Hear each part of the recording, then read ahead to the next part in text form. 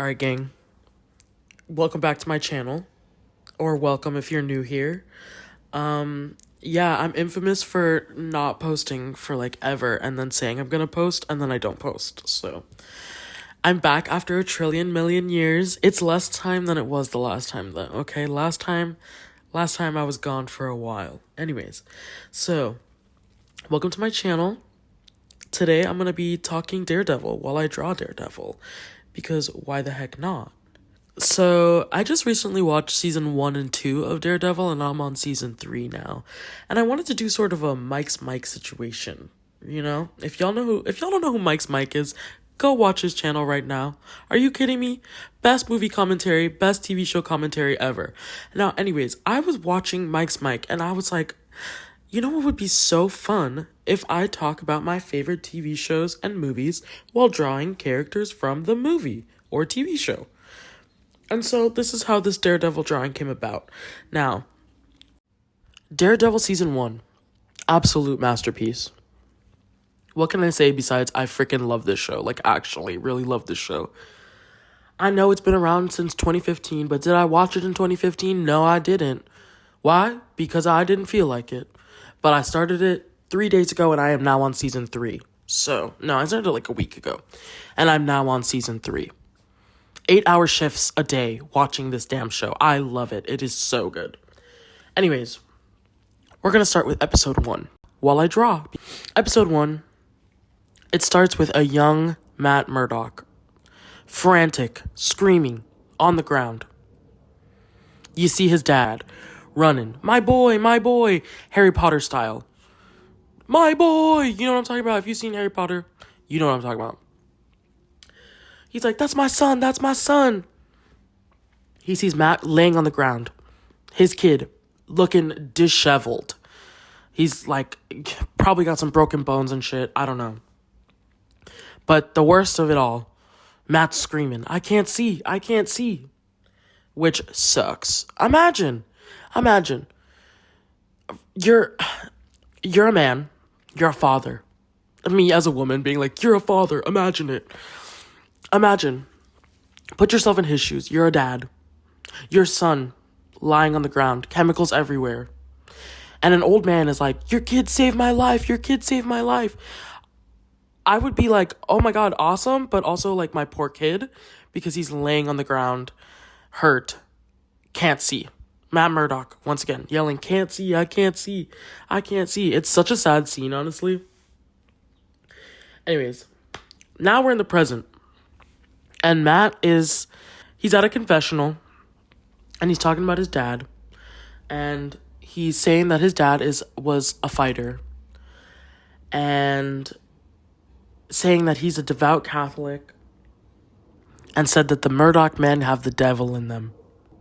He starts talking about battling Jack, his dad, you know, and how his dad was the best fighter he'd ever seen. The only problem was his dad was not allowed to win. The Murdock men always got back up, though. That's what he always said. The Murdock men always get back up. So next thing you see is these dudes shoving these ladies into a van, to a truck. Kind of a shipping container, honestly. It's kind of terrifying. Also, all of this is taking place in New York, which is hilarious because it's where I live right now. And now I can't walk outside without being like, which one of y'all is a scary person that Daredevil would beat up? You know what I'm saying? But anyways, so yeah, this masked man, presumably, we all know it's Matt Murdock. But, you know, we're not supposed to know. Jumps down, starts beating the crap out of all these dudes. And my one thought while I was watching this is, why aren't these girlies running? Why are they not escaping while they have the chance? Because if it were me, I would be a mile away by then, by the time the beat-ups are done. Like, Daredevil literally has to bang on the freaking shipping container for them to run. Like, girl, do you have no self-preservation skills? Run. Anyways. So, next scene, I don't really remember what happens after that. I have a really bad memory, guys. This is why I think it would be hilarious for me to recap movies and TV shows in my way, because I remember like no specific details. I remember the things that stick out to me, and that's what we're going to be talking about. Because if you wanted a one by one recap, you could go ahead and watch Daredevil. No, this is me yapping about Daredevil. Imagine this is a FaceTime and I'm like, I just watched this new show and I'm explaining the show to you to get you to watch it with like full spoilers though. That's what this is supposed to be like, and I hope it's like that for you because it's like that for me. Now, oh, look at that. Sirens in the background. That's what Daredevil's hearing all the time. He's got enhanced senses, which would kind of suck. I don't know. Imagining having like enhanced senses, that I wouldn't have fun with that. Like, I'm already super sensitive to light and sound. I don't need extra of that. That would suck. Okay, we're getting off track here. Back to the topic of Daredevil. So then the next scene, I believe, is like Matt and his friend Foggy. Now, Foggy is Matt Murdock's best friend since college, and you're gonna like see a lot more of him throughout the show. I don't know. I love his character, but sometimes he makes me mad because sometimes I'm like, obviously your friend has some trauma. And I get it. He's like, he does everything in his power to like stay friends with Matt, but we're going to talk about the rest of that later. Anyways, so they own a law firm, or they are starting a makeshift little law firm together, Nelson and Murdock. They are meeting with a client, and the client is this woman. And the woman in a previous scene was on the ground of her apartment with a bloody knife. And she was screaming, I didn't do this, I didn't do this. Girl, it looks real bad for her. It looks like she did this. It looks like she unalived someone in her apartment. So she is freaking out. And Nelson and Murdock are like, okay, we're going to represent her because no one else will. So they represent her, and she tells them, guys, I didn't do this. For the millionth time, we hear her say she didn't do this. But she's like, but I know who did. Dun, dun, dun. They're like, how do you know who did this? She's like, it's my company. My company is evil. And they're like, okay, Queen, we're going to help you figure this out. So Matt's listening to all of this, right? And he's in his little vigilante head. It's like, okay, so now I know who to go after. He's beating people up left and right, trying to figure out who like unalived the dude in Karen Page's house. Also, her name is Karen Page, by the way, if I didn't mention that. She becomes a key character later on as well. She's also one of those characters where I'm like, girl, stop getting yourself in trouble. Karen starts laying it out for them. Says that she was asked to have a few drinks with this man that was, his name is Daniel or something. She was asked to have a few drinks with him. She said, yeah, for sure. They go out and have drinks, and then she blacks out. Next thing she knows, she's in her apartment, knife in hand, man deceased. And any sane person would think she's lying, but not Matt. Matt Murdock, he may be blind, but he got enhanced senses. He can hear everything. Heartbeat, the cops outside, the train under the ground. I don't know why I said under the ground. The train underground. He can hear it all. He can tell she ain't lying. The next scene, a random man. He's meeting with a man in a parking lot to say, and he's going, you got a debt, man. My employer needs a special favor. We all know who this employer is, right? Right? Yeah. My employer needs a special favor. Special favor is trying to kill Karen Page. She's in her cell.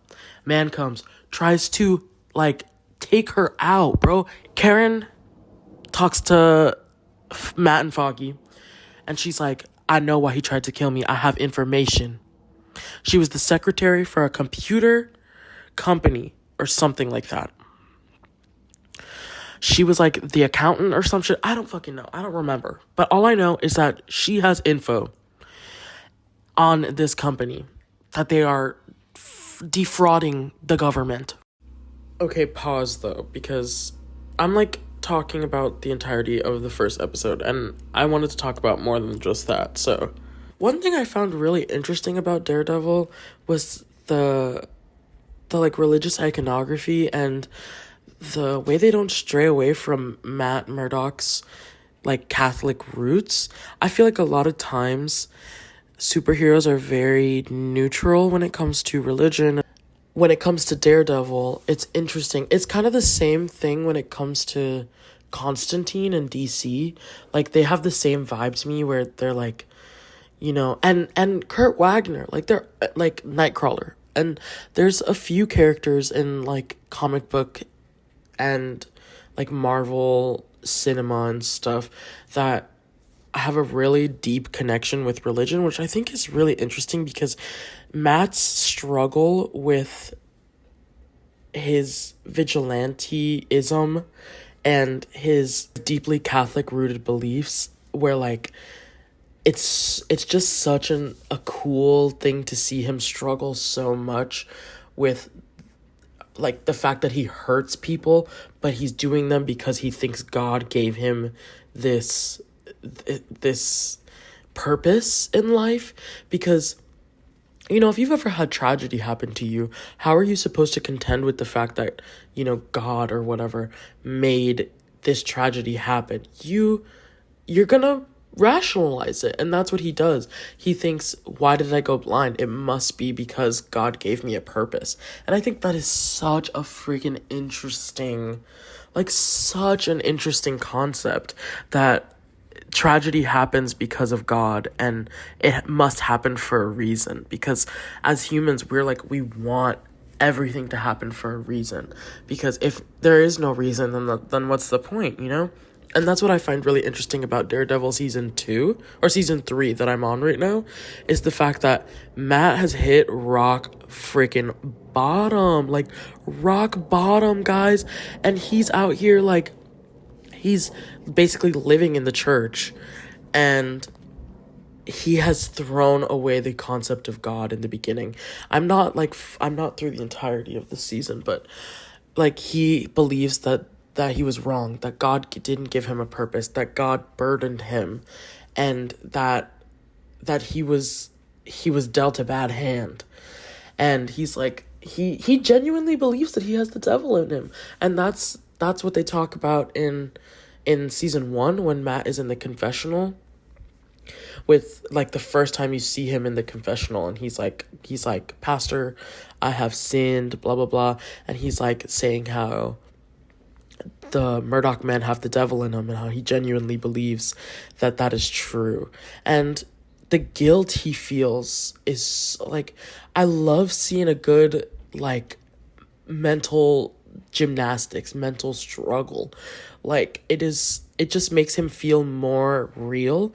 It makes Matt Murdock and Daredevil feel more grounded in reality, because this is what people would be feeling if you were a vigilante, right? And you were a devout Catholic, and you were out here beating people up every night when, God talks about how you shouldn't, how that's a sin in his eyes, how he's a sinner.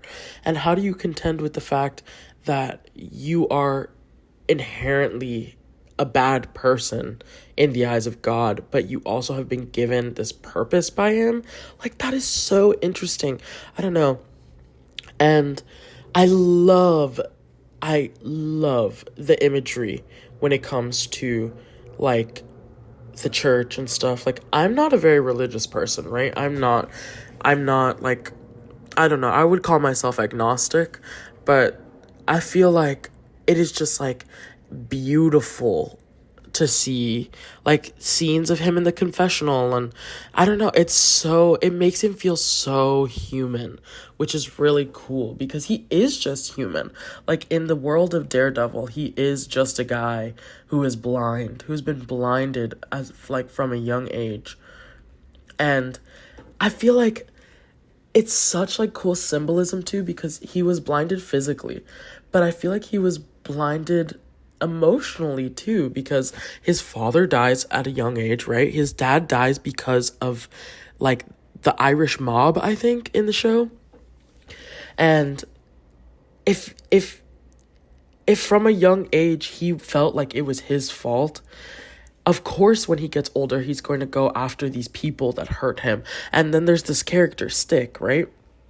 And Stick is like his mentor, who is also a blind man, and teaches him that he can do more than he knows, which I think is really like, I feel like Stick is such a good foil when it comes to, I feel like I'm using that word wrong, but he does the same things as Matt, but his values and his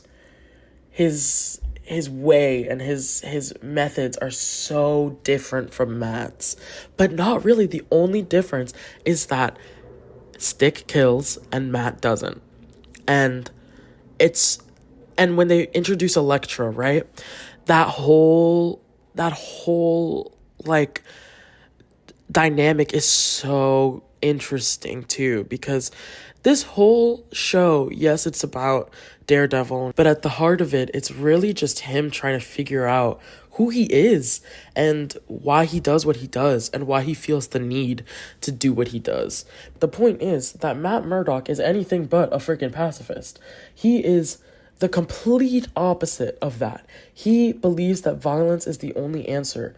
And how do you live a life as a Catholic man believing that violence is the only answer to get, like, to save people? He genuinely thinks, and all he knows is violence. He grew up in this world where violence got rewarded.